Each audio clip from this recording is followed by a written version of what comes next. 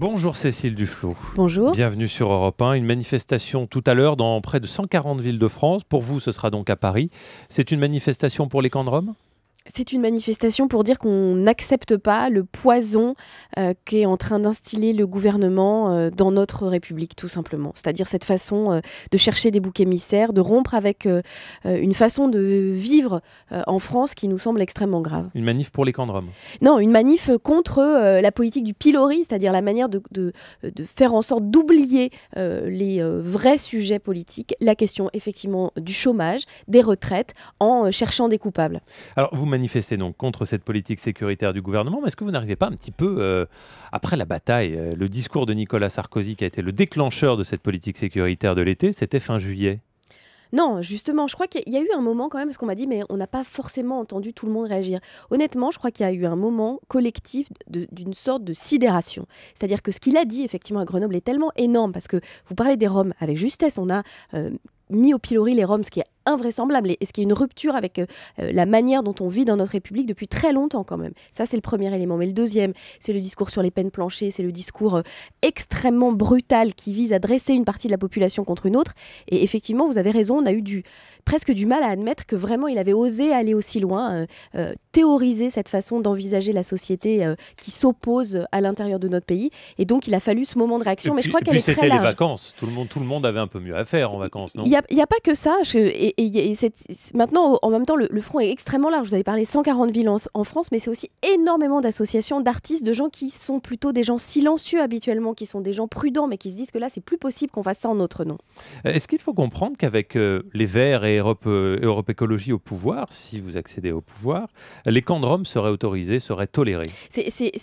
Enfin, je voudrais pas être désagréable avec vous, hein, mais allez-y. Ce qui est scandaleux, vous gênez pas. Non, mais ce qui est scandaleux, c'est qu'on tolère des camps de Rome, c'est-à-dire des bidonvilles en France, dans notre pays. Ce sont des Européens. Que feriez-vous, si vous étiez au pouvoir Europe Écologie je vais avec ces vous camps-là ? dire, c'est ça et je suis contente de pouvoir vous dire ça. La Fédération des élus verts et écologistes a fait un guide pratique très complet à destination des élus locaux sur comment gérer l'insertion et travailler avec ces familles pour les faire sortir de leur vie en bidonville, pour que les enfants soient scolarisés, pour avoir des terrains conventionnés dans lesquels justement les gens vivent pas dans des conditions d'hygiène absolument scandaleuses. Et c'est possible, ça fonctionne dans la banlieue nantaise. Il y a le travail que mène Dominique Voynet à Montreuil. On peut le faire. Et évidemment que cette question ne doit pas être traitée uniquement en France, c'est une question européenne, mais quand on voit la situation de discrimination, de stigmatisation dans laquelle les Roms vivent aujourd'hui en Roumanie, on se dit qu'on a l'obligation de les sortir de cette situation, tout simplement pour pouvoir vivre tous en paix et normalement dans notre pays et en Europe. Cécile Duflot, Eva Joly, votre collègue Europe Écologie, probable d'ailleurs candidate Europe Écologie à la présidentielle, raconte qu'elle a mis Dominique Strauss-Kahn en examen lorsqu'elle était juge d'instruction.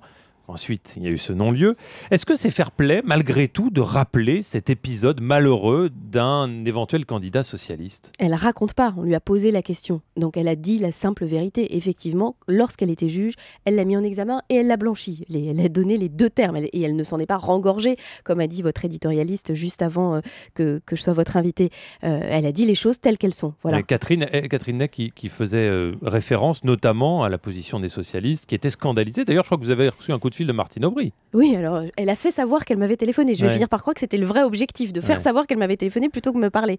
Mais moi, ce que je crois, c'est qu'il faut dire les choses en toute simplicité. Et il ne faut pas se cacher derrière son petit doigt. Et de la même manière, ce qui se passe avec Éric Woerth, c'est qu'il y a une situation intenable.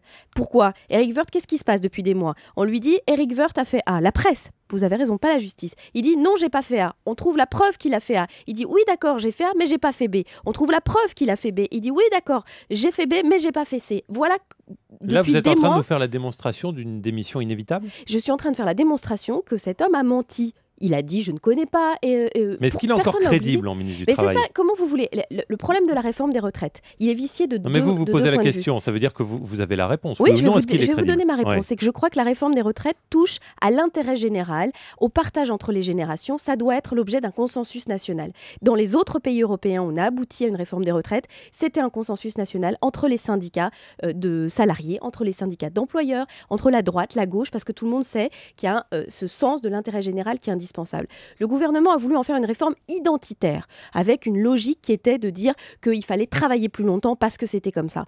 Mais Aujourd'hui, on sait que passer de 60 à 62 ans, ça vise qui? Ça vise les ouvriers, ça vise les femmes, les gens qui ont été au chômage ou qui ont travaillé à temps partiel. Voilà, c'est eux qui seront les victimes de cette réforme idéologique. Ça, c'est le premier point. Et le deuxième point, la personne qui en est en charge aujourd'hui est objectivement reconnu comme ayant menti. Comment vous voulez travailler et passer un accord et négocier avec quelqu'un qui est capable de mentir? Donc c'est vous compliqué souhaitez sa quand même. démission. En tout cas, je pense qu'il peut plus. Il faut trouver quelqu'un d'autre en charge de ce dossier. Donc faut D'ailleurs, sa de démission. fait, c'est Faut qu'il François.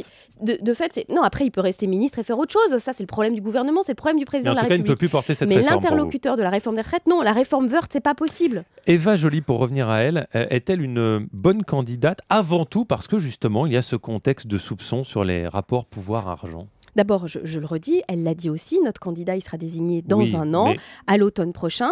Mais Eva Joly a expliqué tout le monde la son soutient chez engagement. Elle a expliqué son engagement et son parcours vers l'écologie et vers l'engagement politique, justement, pour être à une autre étape de sa vie. C'est d'ailleurs toute l'histoire d'Europe Écologie et de ce rassemblement. C'est dire que la politique, c'est pas la propriété d'une caste qui fait ça toute sa vie. C'est qu'on peut avoir des moments différents dans son existence, des moments professionnels, des moments politiques. Mais elle le dit elle-même qu'elle est en train de renforcer ses connaissances en matière d'écologie, économie, et etc. Mais cette ligne, justement, ancienne juge d'instruction et ses soupçons sur le pouvoir et l'argent, ça, c'est une ligne confortable pour vous? Alors, que les écologistes soient attachés au partage des richesses, oui, très clairement. Vous ne voulez pas répondre à la question? Si, je vais répondre. Que soient attachés à la justice, à la dépendance de la justice, au fait qu'il n'y ait pas justement de privilégiés qui s'arrangent entre eux, oui, évidemment. Et elle est le meilleur porte-drapeau possible. Elle incarne ça de par son histoire, mais ce qui est une certitude, c'est que ça fait partie de nos convictions, ça fait partie des fondamentaux de l'écologie, tout simplement, parce qu'on ne peut pas construire une politique qui se base sur l'intérêt général si on n'a pas ce sentiment de justice qui est partagé par l'ensemble de la population. Merci beaucoup, Cécile Duflot.